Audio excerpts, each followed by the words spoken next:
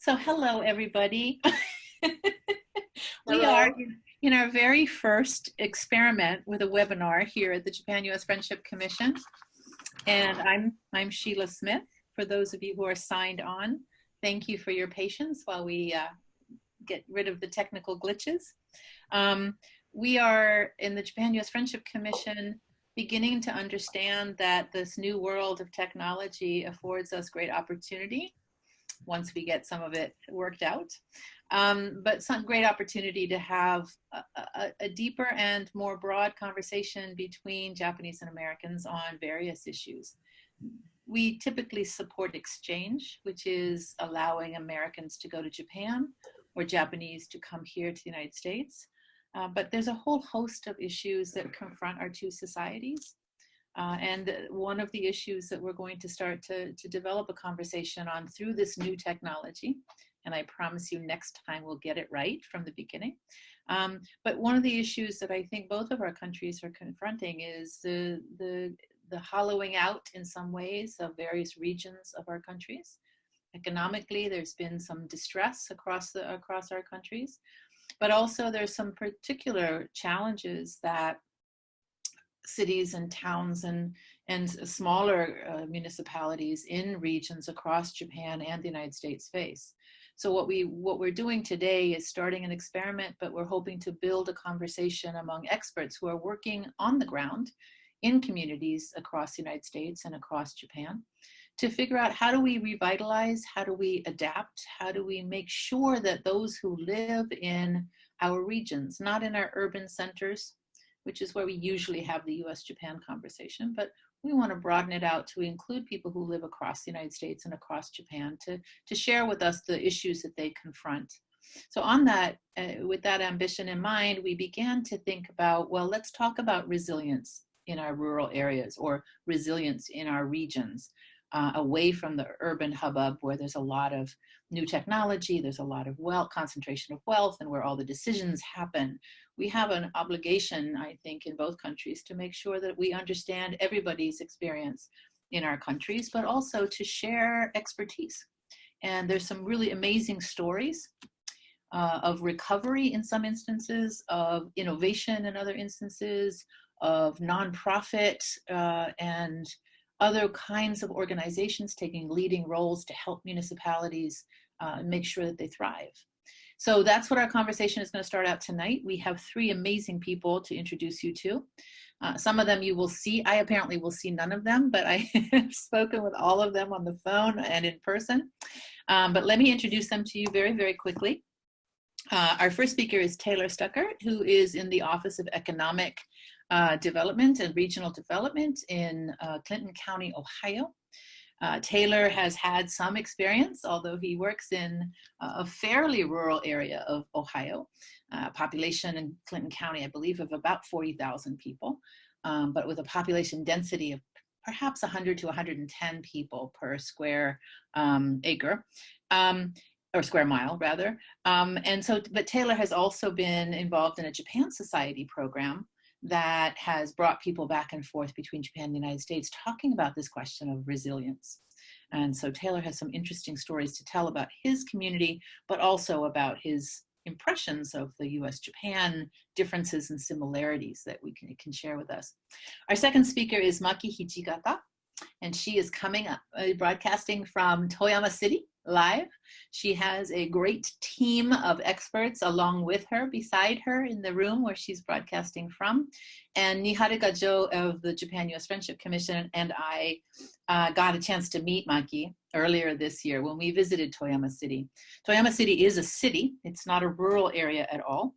It has 415,000 people in it, so no way we can call this a rural area, but nonetheless, it is also trying to figure out how to approach revitalizing the downtown area, but also making sure people outside that downtown area are not isolated and they can be brought into a more vibrant community.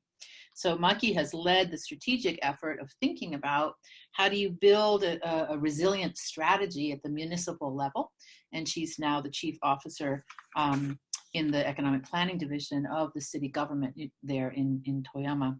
And finally, and last but certainly not least, is David Leckie, who is the executive director of the Orton Family Foundation. And I was grateful to a colleague of all of ours, David Janes, who introduced me to Dave Leckie and the Orton Family Foundation up in Vermont. They are a nonprofit. They are a family foundation, as the name would suggest, but they have been very committed, and the founder of the Orton Family Foundation is a business person with his family, but really feels strongly that communities in the United States need to come together to revitalize, to think about their futures together as a community. In other words, not just leaving it up to city officials or local officials, but to think clearly about what kind of aspirations you can build in a community. And so the Orton Family Foundation has done remarkable work across the United States, helping people to think about, well, what is our community about? What do we want our community to look like? And Dave is here. He and I have had a couple of telephone conversations, and I'm a believer, even though I'm not a planner. But he has remarkable stories to tell of how this method that the Orton Family Foundation has developed has worked across very different communities in the United States. So that's our introduction. We have a number of people who are participating here. Niharika Jo is manning the deck at the Japan-U.S. Friendship Commission. So thank you, Niharika, for staying late and helping us do this. My pleasure. Thank you. And she's been my partner in crime in our visits to Japan as well. We're hoping to ask our participants to give remarks for at the maximum, about 10 minutes about what is their community like, what were the challenges, how do they address them, and any kind of inspirational story they'd like to share about their successes. And we'll keep it very brief, and then I'll ask a couple of questions, and then I'll open it up to our participants online. We've got an amazing variety of a small group, but Japanese and Americans, people who work in national government, people who are tuning in from the US Congress, people who we don't know exactly what their interest is, but they are very interested in making sure that Americans and Japanese continue to have a dialogue on these issues and want to support that endeavor. So with that introductory remark, Taylor, if you're ready, I'd love for you to help us and our listeners understand Clinton County, Ohio. Yeah, absolutely. Thank you, Sheila, for the introduction. As Sheila said, my name is Taylor Stuckert, and I'm the Executive Director of the Clinton County Regional Planning Commission and the co-founder of a small community and economic development nonprofit called Energize Clinton County. So, as Sheila mentioned, I live and work in Ohio, which is located in the Midwestern United States. Clinton County is a rural county with a population of about 42,000 in the southwestern portion of Ohio.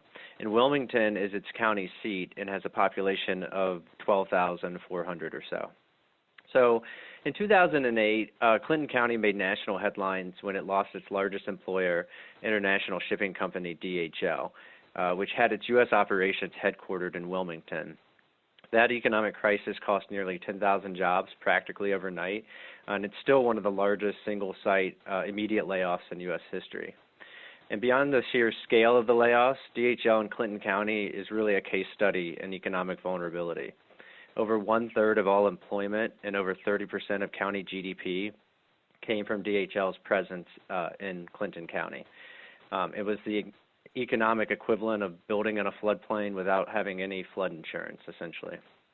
So initially, much of the response to the DHL crisis was very much a traditional top-down approach and had very little community involvement. In addition, most of the strategic discussions for the economic response really didn't address any of the underlying conditions affecting Clinton County leading up to the disaster. So while the crisis was caused by the loss of an employer, the severity of that crisis was largely driven by many years of bad economic development policies and strategies that overlooked many of the underlying conditions that lead to economic vulnerability and affect small rural communities throughout the U.S. and Japan.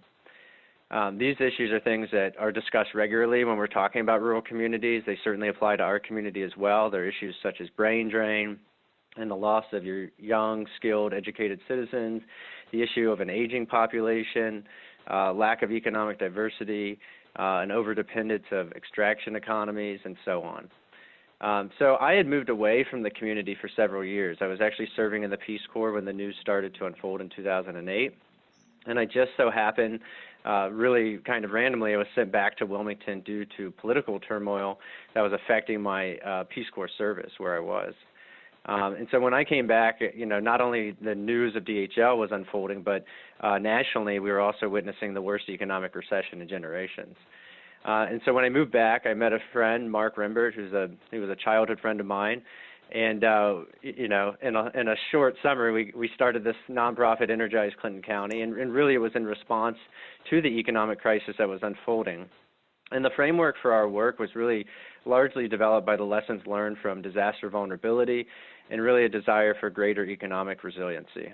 And I would say that much of the framework was really initially shaped by my experience in the Peace Corps as well. So out of the DHL crisis, our work as a nonprofit was really rooted in the idea of empowering all community members to be and to really see themselves as agents of economic development, not just relying on top-down approaches by designated officials. We believe that sustainable economic growth would start by plugging the leaks in the local economy and not just focusing on new growth opportunities. We saw an importance in collaborating with diverse community partners and not just trying to do everything on our own. We believed in catalyzing entrepreneurship and innovation in the community, developing local human capital and talent and retaining it, cultivating strong quality of life, and really showcasing the potential of rural communities. So over the years, we developed many projects focused on these core values and on strengthening our community and our local economy. And I'm not going to get into the details, obviously, on all of them, but our projects were really focused on things such as the creation and cultivation of a local farmers market, a summer fellowship program that focused on empowering young college students to be agents of change while on summer break from school in the community. We had a project that assisted area farmers in becoming certified solar installers to both empower their farm operations, but also to develop value-added income through new skill sets. And one of our foundational projects was really on promoting the importance of value of supporting local entrepreneurs and businesses through buy local initiatives in the county and really our surrounding counties. So again, our work may have been inspired by the disaster itself, but it really was informed by the lessons learned in the context of that disaster. These lessons really just recently started to settle in as accepted components of rural resiliency, which historically, and in some cases is still presently, dominated by an intense focus on attracting new employers, jobs, and economic growth. So from our work at Energize Clinton County and in my role with the Regional Planning Commission, you know, our work continues to focus attention on these issues that directly relate to rural resiliency. And I've mentioned some of them, but, you know, brain drain and the loss of young talent in the community, to things such as the economic implications and suggestions of high commuter rates and understanding whom the benefits of economic development are going to. Projects, and for us also that includes the projected growth of older adults in the community and designing solutions around their needs and issues such as mobility, social isolation, but also recognizing the value that these solutions have for all generations, not just for older adults. That includes a lack of quality public transportation, issues related to affordable and substandard housing, lack of investment in quality of life infrastructure such as schools and parks and wellness amenities. So in addition to all of that, a core component of all of our projects really is stakeholder engagement. For us, stakeholder engagement is not just important for informing design of our work, but also in creating investment and a sense of ownership in the execution of any of the concepts or projects that are being developed. You know, through our work, stakeholder engagement can take many forms. So it can be very informal, non-structured gatherings, conversations in the community, to more deliberative design processes such as charrettes. So we've been doing this now for over 10 years since we formed, and we've had a few key takeaways that, to me, really help sum up and can be applied to our organizational philosophy. So those are knowing your community. This is also like a really important Peace Corps principle, the importance of taking the time to understand the people and the issues in your community and to immerse yourself in a place before designing for change. Being action-oriented, I'm not sure if this was really a conscious effort initially, but over time we definitely saw the value in striving for implementation and not being afraid to fail. Too often we allow ourselves to get sort of that analysis paralysis by overthinking solutions. Measuring impact is a core component of our work, making sure we understand what we're trying to address and that we're finding ways to measure the progress and impact of our work. And this is especially important in rural communities, but leveraging resources. So always building partnerships, collaboration, identifying ways to stretch resources, because in rural communities, resources are often very thin. You need to be constantly finding ways to leverage those and expand upon them. And then for us, this was particularly important as well, was the sustainment of momentum. So especially in response to a moment of crisis, whether that's an economic shock or a natural disaster, it's really an immense challenge to sustain that momentum as time passes. So as time goes by, the energy of that initial response can tail off, and it's really important to make sure that you're not stifling or getting in the way of others' positive energy or efforts that sustain that momentum. Mm-hmm. We often hear said in our community, "Don't let perfection be the enemy of the good." So, that's just a brief overview of my work. I wanted to thank the Japan-U.S. Friendship Commission for hosting this webinar on this important topic, and my fellow panelists for sharing their stories.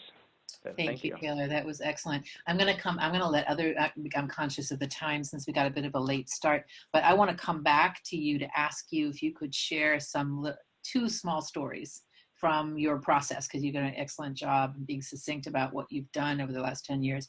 So I'd like to come back to you in the Q&A session first and ask you for a success and a failure. Something that you thought was going to work but didn't, but something that maybe you didn't think was going to be have a big impact but really did. So we'll come back to you, Taylor, if you could just think about that for your piece of homework for the moment. Maki, are you there? Yes, Maki. I'm here. Excellent. Maki Hijikata, I can't see you, and I suspect that's my problem, and everybody else can see you. So thank you and your colleagues there in Toyama City for beaming in from Japan. We're delighted. Thank you for having us today. Yeah, thank you. So why don't you could you share with us a little bit of, Niharika and I had the great pleasure of visiting you. So I have a great image in my mind of Toyama City, but could you share for our listeners who haven't been there what Toyama City's like and what your challenges and progress so far has been? I'm happy to. Just a moment, I'm sharing my presentation. Slide. Okay.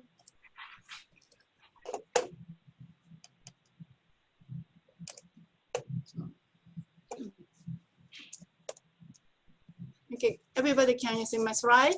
Yes, we can. Thank you. Great. Hi, Sheila-san, thank you for having me today, and I'm happy to giving me such a wonderful opportunity to share our story.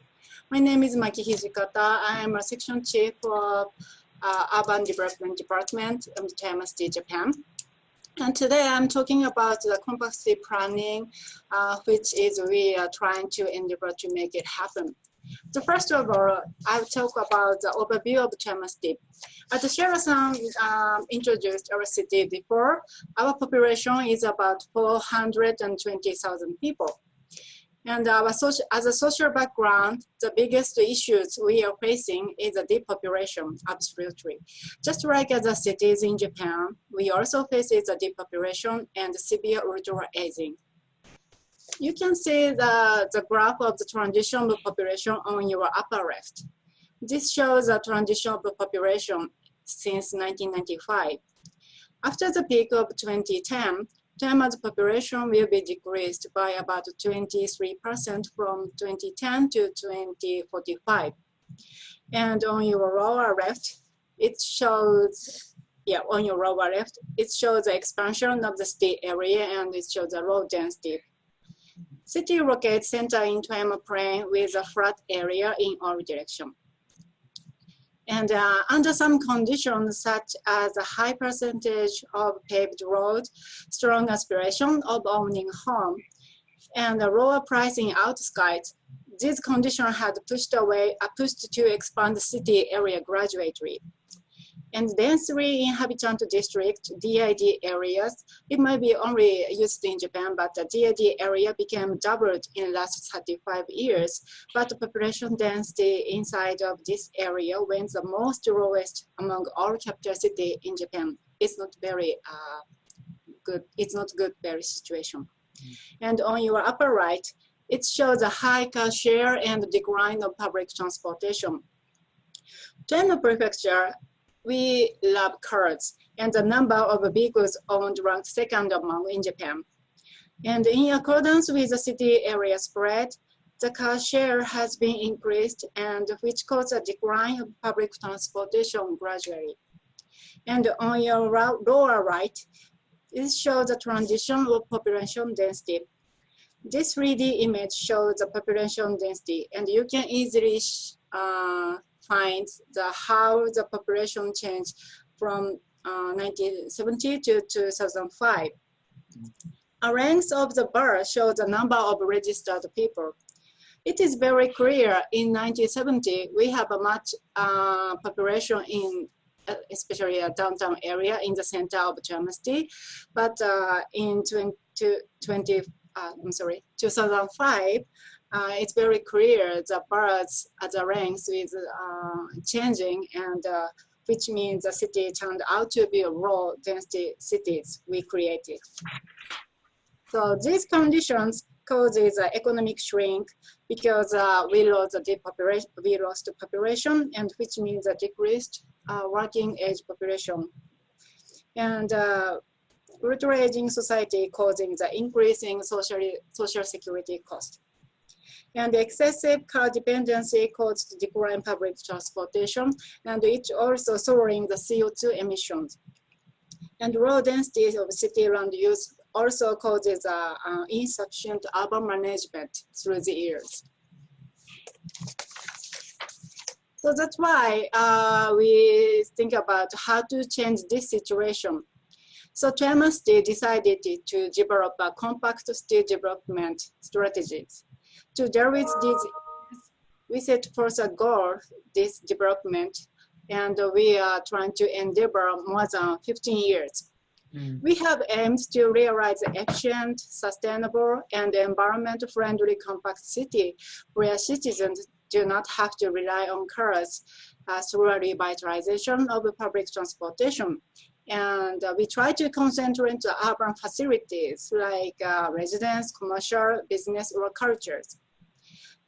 Now you can see the image of the goal of our compact city planning image on the center. It's like a oval-shaped green one. Current JUSFC was born by municipality merger with 6 towns and villages in 2005. You can see the pink or orange colored clusters, which shows the concentrated residential zone. And the line shows the public transportation lines, including railway, trams, or bus services. Our compact city strategy does not aim to create one concentrated big core style. We have a history of the merger background, so we utilize the existing residential zones. This urban structure sometimes describes the dumplings with skewers.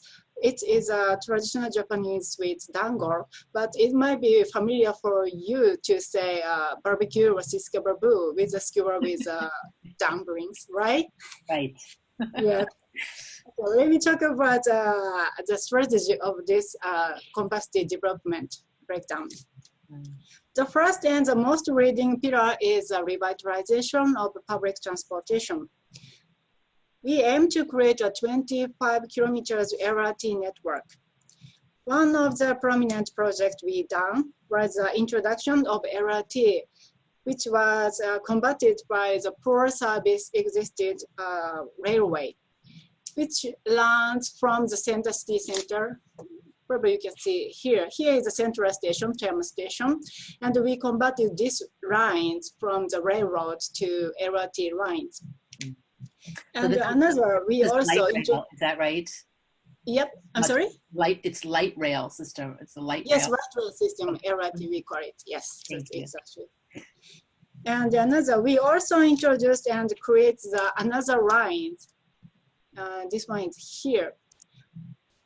There was we already have 2 independent tram lines, which runs from tram station to the south, and the other is to the west of the tram station. And we connected here to make the tram round circle in the city center to create a vibrant city in the middle of the center. this is the scheme of the first pillar of the revitalization of public transportation, mainly using the LRT system. And the second pillar is a promotion of the living areas along public transportation lines. We set the targeted area. You can take it as this circle is a targeted area as well. We set the target areas to residents, so that makes the city compact in the Bureau of Management. To make it happen, we upgrade public transportation service, as I mentioned before on the one, mainly the LRT introduction. And we started to give a subsidy program for the citizens to promote, relocate, or move in inside these core targeted areas. Now we have a 42%. This is a key number for these strategies. To sustain the appropriate public transportation for the future, we set the target percentage. This is a 42%. For the, this is a target number we want the citizens want to relocate or move in inside these targeted areas. And yes, this is the scheme of the second pillars of our urban development plan. And the last one is the revitalization of city center. Make the city center attractive again is the third pillars of our strategies. As the picture shows, along with revitalizing the public transportation and the promotion of the relocation, city decided to develop the public space inside these city centers with all weather and all purpose. And the space is very famous among the citizens. So the space is booked every weekend, and it always gives a vibrant atmosphere and cheerful atmosphere to people want to join or people want to come inside the downtown areas. Because in accordance with our low density and spread out the city areas, the big mall was built outskirts mainly. But we want to get the people back inside the city downtown areas. So I think it works for now. And finally, I'd like to talk about the tangible effects so far we got. As a result, there are some tangible effects we got. This is one example of the effect of compact city. You can see this graph and you can see this graph as well. And first, we developed the LRT development to make or improve the public transportation service, and which brought the better public transportation, and it increased the ridership of public transportation, and also it gives the opportunity for the elderly people to go out because it's designed for the low floor and very age-friendly designs. And in downtown area, people moving in has been outnumbering those moving out since 2008. It is a big change in our cities. And also we have the same effect is seen in other targeted area as well. And you can see this orange graph shows that 2005 we set goal to make a 42% to move into these designated areas. And before starting this project, we have only 28% of the whole population living there, but it's gradually the number is growing. And last year we have almost 39% living in there. So, and happily, the land price is also increased in Taiwan cities, why we are happy is because it increased the tax revenue of the property tax, and which is our big source of one of the big source of the revenue sources. So the important thing is keep this trend move forward. So we need and we must endeavor to realize our complexity to make it happen. And we are still in the midst of the way to make it happen, but we need to hear or see the change of the citizens' needs or the we must see and we must think about how the world trends or social needs were changing, right? So we gradually adjusting or coordinating the basic strategy, and all the city staff are trying to endeavor to make it happen in our future. That's all. Thank you. Thank you, Maki. That was terrific. You know, one of the things that I really came away with when we came to see you in February was not only is this a story of how to reconstruct in terms of, you know, hardware, right? The transportation system, the infrastructure, how to reconstruct and revitalize the city center, but you also had an awful lot of programs that were designed to help people come on out of their homes, to consider the wellness of your elderly population. There were facilities that you shared with us about, you know, making sure that the elderly come out, they go swimming, they have an opportunity to make sure they're still fit. You had bus passes for elderly people to go out on the bus system with their grandchildren. You had incentive structures, right? And also, I think you were responsible for a program that turned the attention not only to the elderly's wellness, but also younger, new families that were moving to Toyama City. And I think you worked on postnatal support or post-birth support for young women who were at home alone. Can you say a couple words about that program? Okay. About the giving the opportunity for the elderly people to going out, we prepare a special pass for the elderly. Everyone who has this pass, you can ride bus or public transportation by $1. It's about 100 yen. It's about $1. But without this pass, the people need to pay sometimes 1,000 or 800 yen. But we want to make the elderly people to go out and come to the city centers. We decided to introduce this special pass to use the public transportation and giving the opportunity to go out.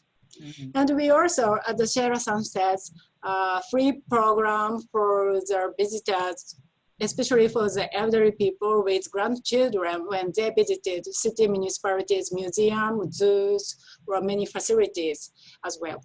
Because this is our mayor's idea, but you know, when the elderly people go out with grandchildren, they tend to spend more money with them. After the visiting zoo, they might go to the sushi restaurant or some other, you know, like a party, maybe not usual dinners. So this is one of the giving the opportunity program, but through this program, we want to make the elderly people stay healthy, because Japanese is a very lifelong countries, but as a social program, the gap between the long life expectancy and healthy life is increasing. The gap is increasing. So we need to cut down the cost for the social security cost or nursing care cost. We need to make them healthier, healthier, and we need to keep their mobility first. So that's why we try to set many programs, not only for elderly, but from the young generations. As a trimester program, we decide, that's why we try to utilize or develop the public transportation service, because as I mentioned before, our car share is very high among Japan, and it causes a very bad side effect, like a CO2 emissions or the car accident as well. So we need to make every citizen stay healthy as long as it may be possible. So the first one is giving the opportunity for the elderly people to go out with using the commuter pass or some admission fee program. And we also said, is it right? Is it Sheila-san, you want to hear about my idea, right? Yeah, very briefly, if you could just share that idea about the younger families and the women who had just given birth.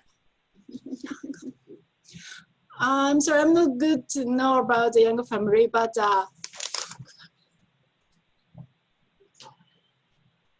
let me give me the time. I will think about our, my data.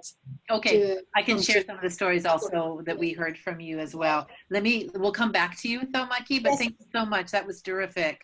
I'm again conscious of our time, and for those of you who are listening, I want you also to get ready with your questions because we really want to hear from you about your response to our presenters so far. But let me turn to Dave Leckie now from the Orton Family Foundation. Thank you, Maki. In Vermont, Dave, you and I have had a couple of conversations now about your foundation and its purpose. I'm not going to say it for you, but I'd like to help you introduce you by helping you share your thoughts on not only what the aim of the foundation is, but how you developed a kind of process to help communities think about what it is they really want. Sure, thanks. David Leckie, I'm Executive Director of the Orton Family Foundation. We work specifically and solely with small towns across the country, always have.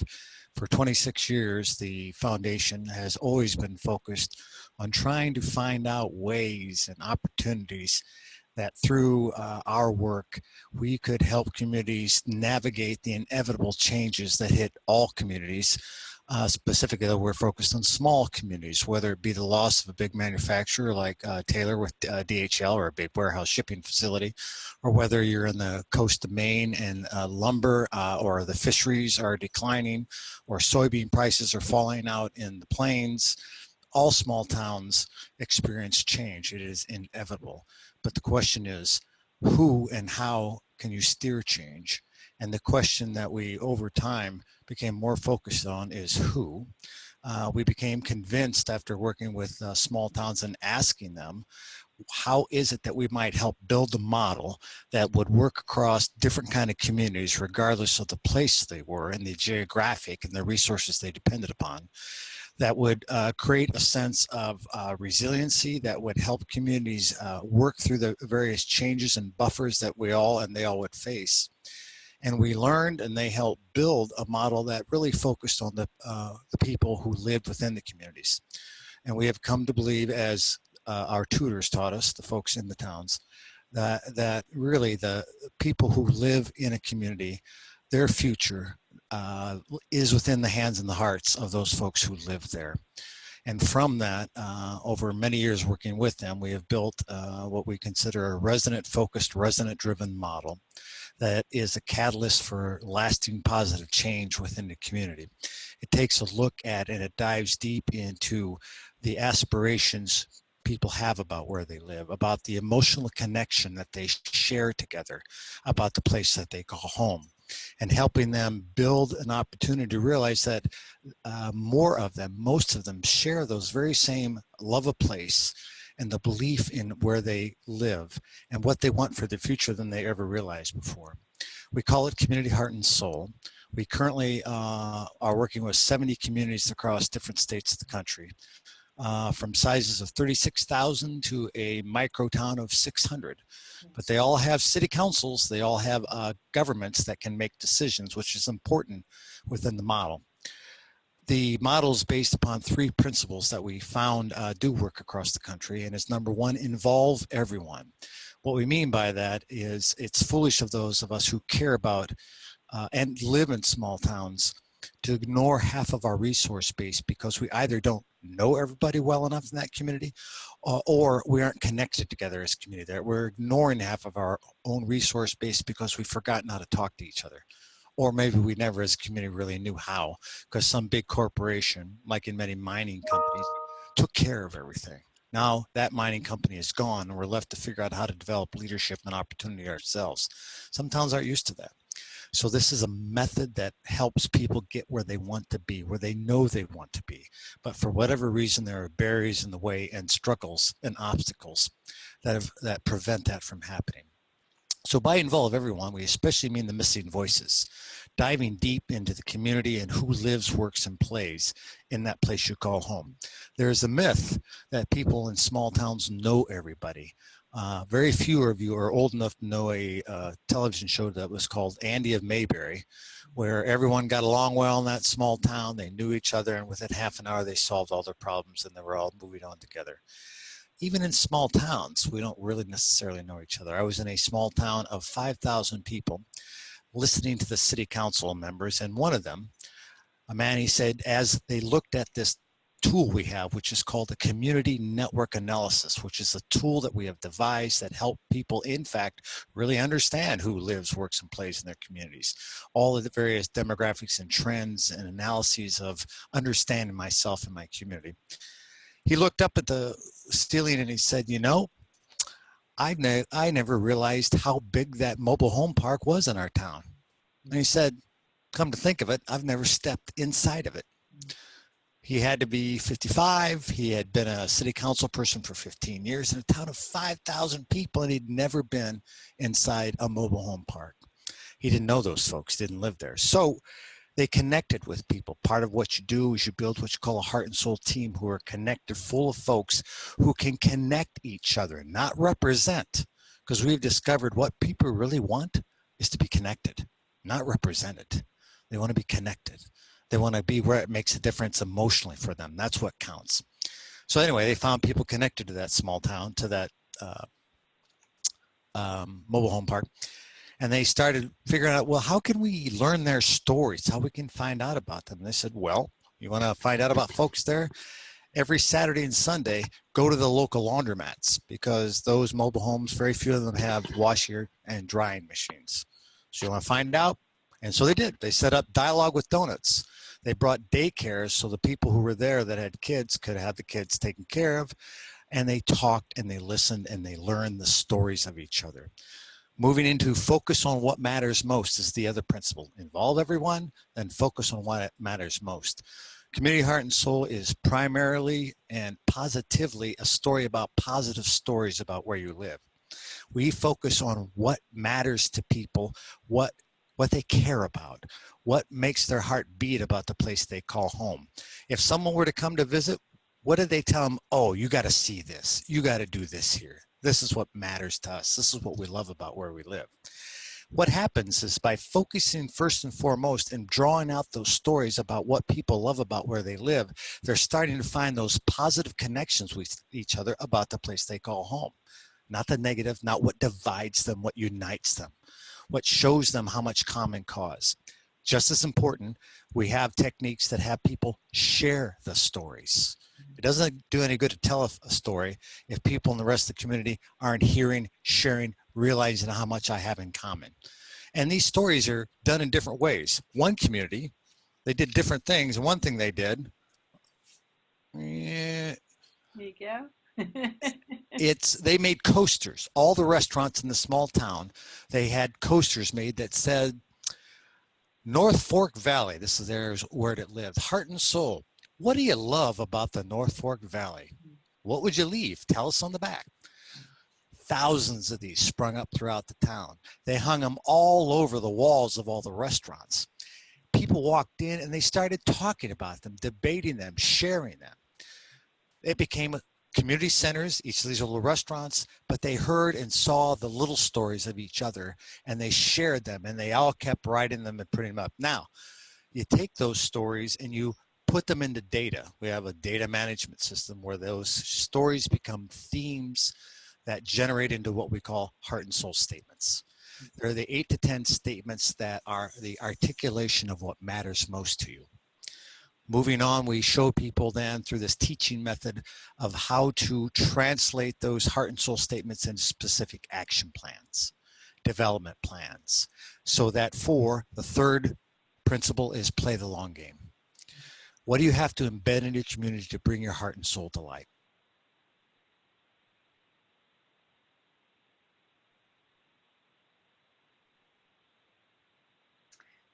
David, can you hear me?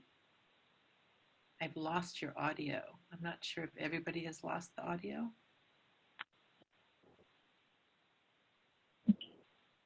Everybody has lost audio. Apparently everybody has lost audio. David, if maybe you want to check. I don't know what happened, but there was just a moment where mid-sentence you cut out. Are you there? You can hear me. Okay, I can't hear you. So Niharika, we can't hear him either. It might be a microphone issue, but on the Zoom end, everything is open. Okay. For all for panelists. Do you want to Can talk? you hear me now? Oh, there you are. Yes, yes, we can. All right, I took off my microphone. Maybe that was it. Oh, I don't know. It might be a mic issue, but you were in mid-sentence and then you went silent. So we can hear you though. Great. Keep going. Two quick stories, and then I'll close up because of time. Biddeford, Maine went through some dramatic changes and went through embracing their heart and soul. The person who runs their economic development told me, David, what's important about a process like this is we've come to realize that people don't live in an economy, they live in a community. And we needed to rebuild our sense of spirit. We had lost our way and our purpose and our belief in ourselves. And by doing that, she said this, Biddeford continues to see big moves and huge potential. I don't think it could have happened if we were trying to move forward without having first cherished and learned from our past and honored the wisdom of those who were here before. Ideas brewing now are not only economic development, but our economic development that pays tribute to where we came from. Without that, we lose everyone who helped build this city and everyone who gained and lost here over our history.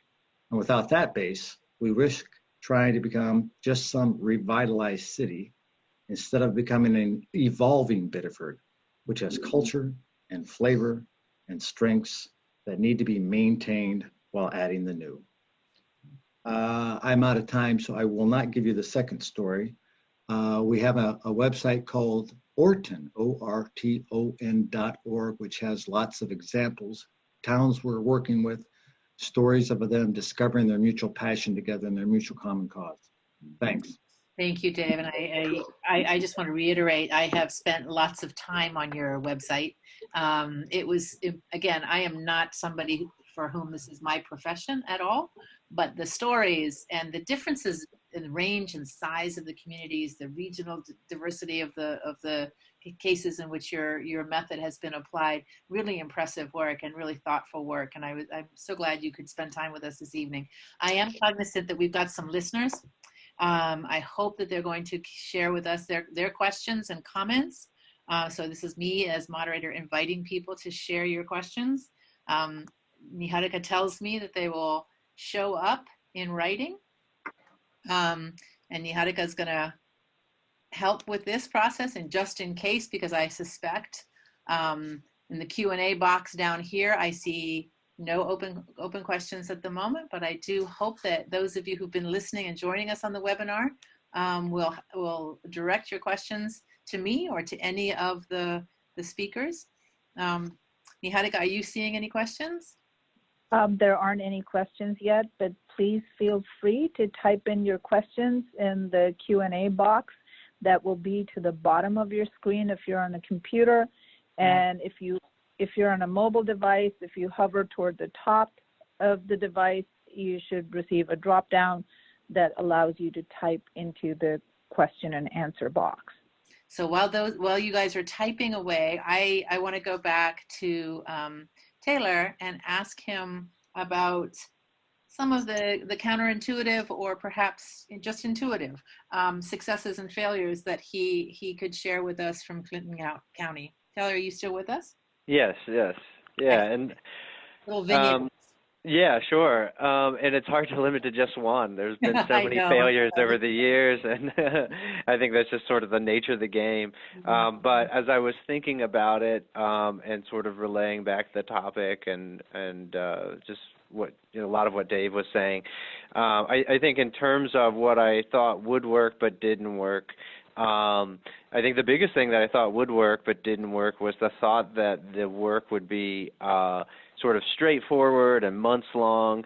So when I moved back, I was only supposed to be here like 6 months. I was supposed to go back to South America in about 6 months.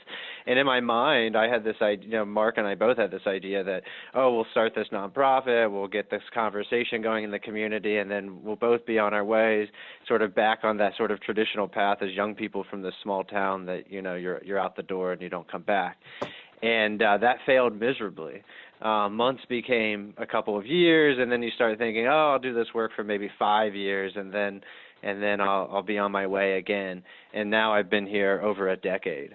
And I think that when I was in the Peace Corps, I used to always think about this sort of model that we have in international development, especially in regards to the Peace Corps, of this like 27-month program that you go there and you enact change and then you're gone, and that change has this lasting effect. And for me, over this long period of time now, over 10 years, being in this community in which I was raised, I'm an 8th generation Clinton Countyan. I really have come to see, I don't know if it's a model related to rural development, community development, economic development, but I can see how it can easily be a lifetime, and that there really isn't a beginning and end, that, in its truest sense, placemaking in some ways requires that sort of commitment, that sort of indefinite commitment. And I think it's really allowed me to maybe shape my work or plan my work in ways that I might not have if I thought, oh, this is going to end at this, in this period of time. And I think equally on the flip side, in terms of what I didn't think would work but has worked, and again, there are tons of things that surprise you in this line of work.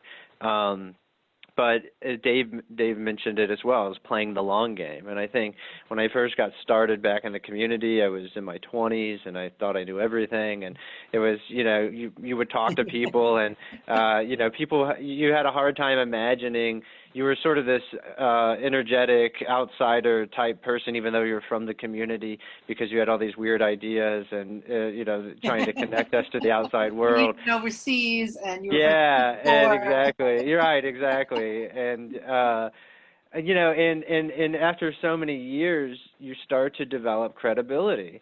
Mm-hmm. And over time, people come to see your commitment as, and you see it in yourself, but, you build a trust, and it is that long game to me that, if you wanna, and move the needle, as I probably overstate in our community, the long-term trajectory of the community, you got to give it time. And I think that, so much of the work, one of the challenges is that you're working with a structure of timing that really feels outside of your control. You don't know when the opportunity is going to arise for that thing you always wanted to do to happen. And so I think that, that's something that I didn't think would work, but has I've started to see the fruits of that labor. Yeah. Now, I think both you and Dave have stories of the community taking on agency. And I think you come at it in a slightly different way. And obviously you went into this thinking, I have to be able to help my community recover. And Dave, you and your foundation have worked over many years, of course, to develop a more systematic approach to inviting people, to helping, facilitating that community building. Maki's story is very different. It's much more from the city planning, urban planning perspective of what can we do to create incentives for bringing this revitalization of the downtown to life. But I think, this, and again, Dave, I'm going to switch to you, and Maki, I'm going to come to you in just a second. This question of building agency, it's interesting to me, Dave, when I hear your story about the foundation, I feel like I was one of those people who assumed that small towns had community, that they were the bedrock of a community, right? That's what we think of when we think of small towns.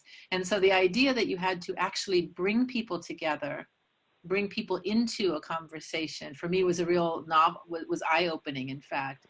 Do you find the receptivity to that, to your process and your approach, is different in different localities, or do you find that there's isolation in rural areas and small communities in particular? that has been caused by certain factors? Is there some way we can understand why it needs to be rebuilt that way?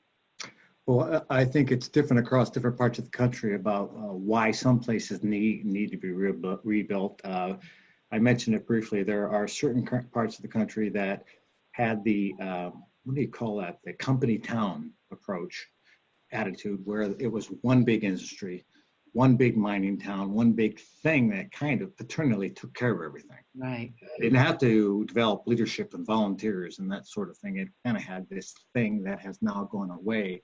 And so culture was never built in such a way to have enough people who were volunteers and individual leaders, and never had to really talk to each other and work out how they would work out, because somebody, some big entity, took care of everything. Well, now that's gone. Right. It's not easy to fall back on it, and therefore those skills were lacking and need to be built and sharpened. Others were built on certain industries, certain resources that back in the 80s when I worked in Minnesota development, when the farm crisis hit, people were devastated, and it ruined towns and farms and bankers, and that kind of pain was unknown, and how to work with that as a community became very difficult. Finally, all small towns, I don't care where you are, we all have people that for whatever reason we are not that comfortable with. We don't know them that well, and we don't want to know them that well. It could be income disparity, educational attainment disparity, racial, ethnic. There's lots of different reasons why we're not comfortable connecting and really getting to know our neighbors and communities, regardless of the size. However, we are optimists. We are unabashed optimists for folks who live in small towns. And I know folks want to do the right things. They realize that they really need to embrace each other and depend on each other, and also be open to inclusivity of new opportunities, new ideas, and new people, but not quite sure how to get there always. So it's just the model step by step, which is a reassuring way to say, oh, I see how we can get where I've wanted to be anyhow. And I can't emphasize enough how much the positive approach of asking questions and developing stories allows that ease of opening, of getting to know people. You're not asking each other what's wrong, what you're mad about, what it is that you've never liked. You're asking together, what is it about this place we honor together? And that evokes a way to build some relationships, to slowly build up some trust that allows these other things to develop over time, or that long game that Taylor spoke of. Right, great. Maki, are you still with us? Yes, I'm here. Oh, there you Yes. are. Thank you. Yes. Can we see you? Yes. I wanted to ask you a question about, and again, this is obviously for a lot of people who don't understand the process, not only in Toyama, but in Japanese, sort of the relationship between the community and those of you who work in the government, right? What was your process of inviting Toyama City residents to share in your thinking about how to make their city more resilient? Did you have a process of inviting opinion? Did you go out and talk to people? Did you have town halls? Is there anything that you did to reach out to the community? Okay. Before starting for example, the LRT introduction, the mayor gives citizens presentation in front of citizens, and he gave a presentation more than 200 times, and sometimes it took longer, more than 2 hours, but he needed the importance to persuade by himself with his mouth, with his words, to tell the citizens to how important to develop or invest the city centers. And he shows a clear vision of the future, and he shares their agendas or issues with citizens directly. So that's why, of course, the first citizen doesn't say a good words to him, but yes, exactly, because it costs a lot. Yeah. And they didn't understand what's gonna do for our futures, but he persuaded citizens directly with his words, and gradually we got consensus or understanding. So that's why we started to develop errative system.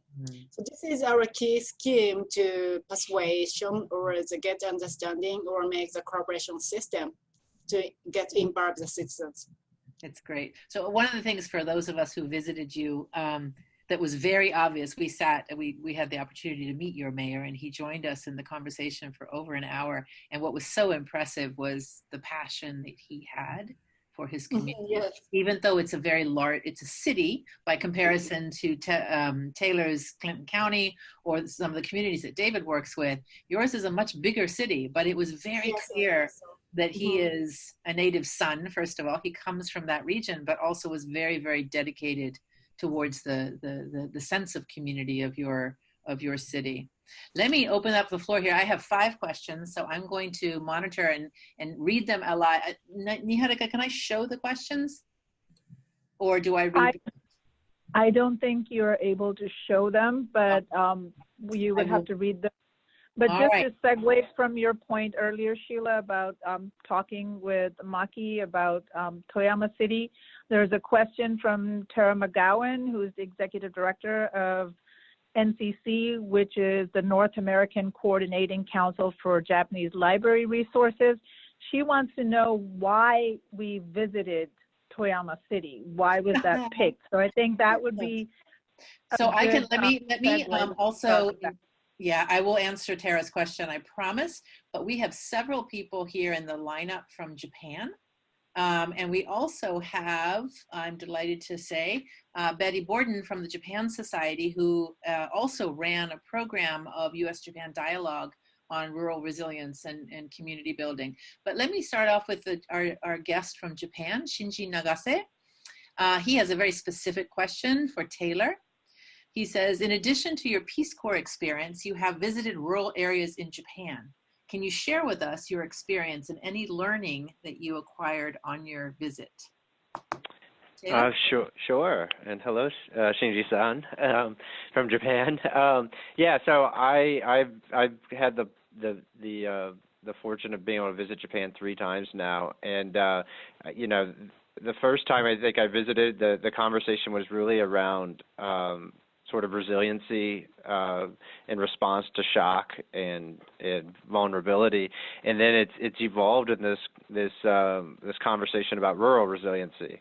And so one of my key takeaways that I felt, especially on my last trip to Japan, was how much going to Japan, and especially in terms of the issues that all rural communities globally are confronted with, how going to Japan felt like going into the future in many ways. So when we talk about aging in Clinton County, an aging population, you know, we're looking at a 37% increase in the next 11 years of our 65 plus population, to putting us near maybe 23-25% of the population. I visited communities that were over 50% in 2018 of 65 plus. You know, seeing some of these challenges that we talk about in the U.S. that rural communities are facing on a whole nother level in Japan. And what really struck me was that even with the intensity of the challenge and the severity of the issue, especially as compared to what I was looking at in my own home community, the sort of the conversation it was still the same, right? I mean, it was about understanding, as Dave has said many times, the heart and soul of the community, about what roots us in place, what is the role these communities play in sort of the broader ecosystem of communities. And I think in one of the questions it talked about that conversation between the rural-urban divide. And I think one of my key takeaways from Japan was really how much the conversation was centered around viewing looking at this as a broader ecosystem of communities and not rural versus urban communities, but what are the ways in which we are relating to one another as diverse communities, the values that we share, and the sort of what is the essence of these places? Why do we care about them? Why do we protect them? What does it mean to protect them? So It was an incredible experience. I'm so grateful that I got to participate in it, because I definitely brought a lot of that back home. It just from the standpoint of maybe our challenges aren't as scary as we like to make them out to be, but also that, again, going back to the long game, I mean, this is about long-term trajectory, about moving the needle ever so slightly in a community and sort of impacting change over a longer period of time, rather than being fixated on sort of the immediacy of change. So. Thank you, Taylor. We've got two questions, one from Tara McGowan and one from Betty Borden here about this rural-urban divide. And Tara's question is really, is it useful to try to see the continuities or connections between rural and urban, rather than always seeing them as separate entities? And Dave and Maki both, I'd like you to think about, when I was talking to Maki when we were preparing for this webinar, she said, but we're not about rural resilience, we're about urban planning. So clearly the scale of the population matters. Toyama City is a city. But Dave, you're really looking at much smaller communities. Do you see, and I understand that the community building process is fundamental to people being in place, right? But how do you and Maki, also sitting in Toyama City, how do you see the connections between rural and urban? Is there ways that you build that in, Dave, to your thinking about how do we tell our story outside our community? And Maki, how much of you are you really focused on just your city, or do you also reach out to larger populations or smaller populations to think about perhaps those connections as well? Dave, you want to start with the rural-urban divide? Only to say that in various aspects, I have been working in rural development issues for 35 years or more. And back then, when I first started, there was the discussion of rural-urban divide. And I still don't quite know what it means. Yeah. And I can't quite figure out how to actualize something about it. In that people can affect in direct ways. Certainly, rural areas are very dependent on the ecosystem that spins out of big places and big urban areas. It's just like big companies. Those of us who have been in small business, as I have, one of the great things that people don't know about small businesses is how many of them exist and thrive because of great big businesses that they sell to, which I was with one of those. Yeah. It was that ecosystem with the big businesses that made my small business thrive. A little bit of that with rural areas too, sure. And I'm not sure how the connectivity and how that is enhanced in ways except for to build more infrastructure, which rural areas still deserve, which broadband may be one of the most important.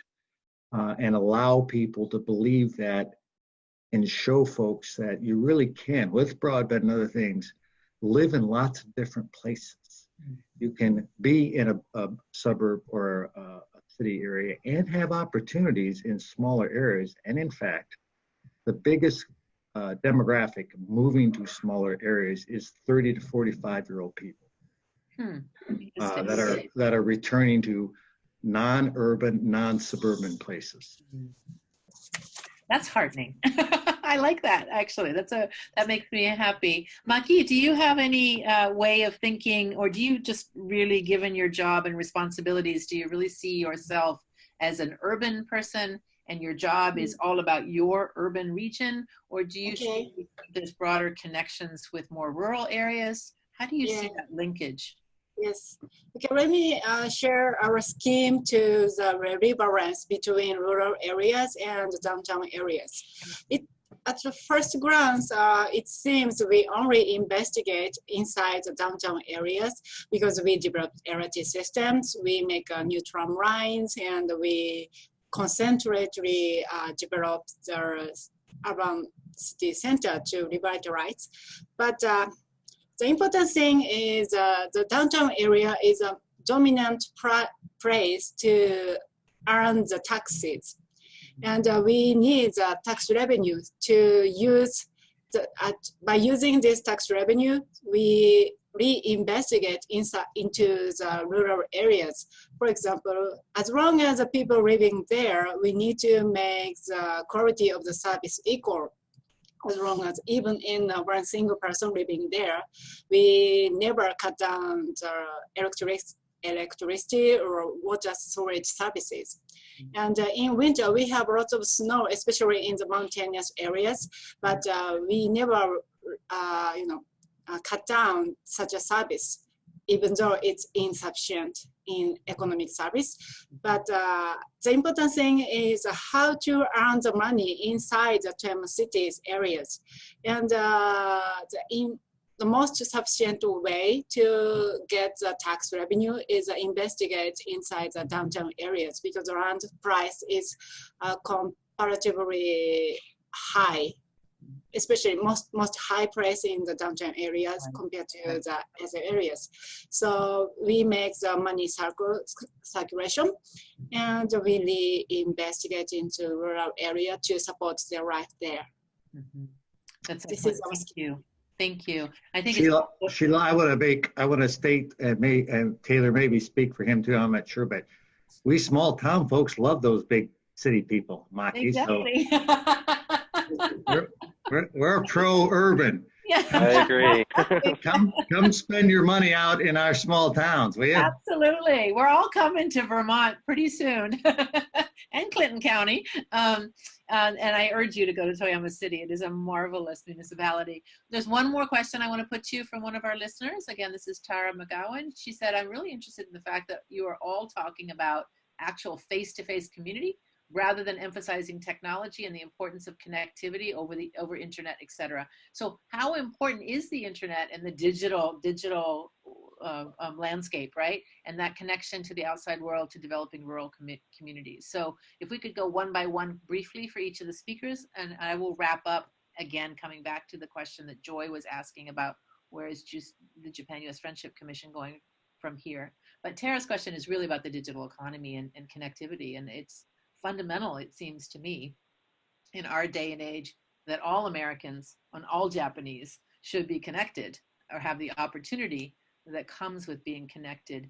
Taylor, is this a big issue in Clinton County, briefly? Oh, absolutely. I mean, it's amazing that it's 2019 and we live, in a pretty densely populated part of the United States. It's not like I'm in, western Montana or, Idaho, and yet most of our county does not have broadband internet. I mean, wow. In the city of Wilmington, I mean, even as broadband is defined, I'm not sure anybody technically has it. I can get, 30 megabytes per second, 40 megabytes per second in the city of Wilmington and do webinars barely. But thank you.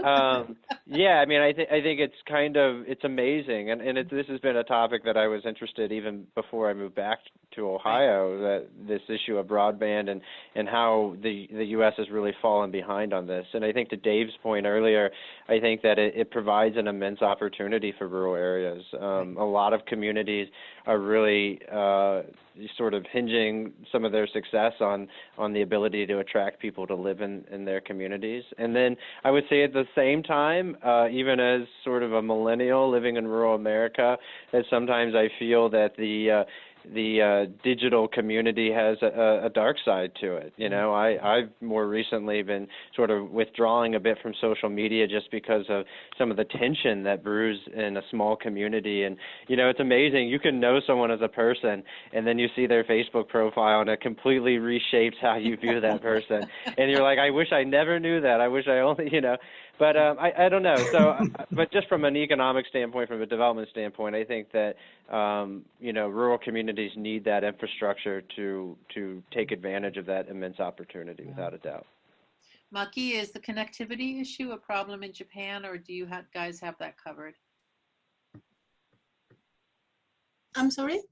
Is the connectivity to the internet a problem for you in Japan? I imagine, I don't remember, but I believe that my iPhone worked perfectly nicely in Toyama City.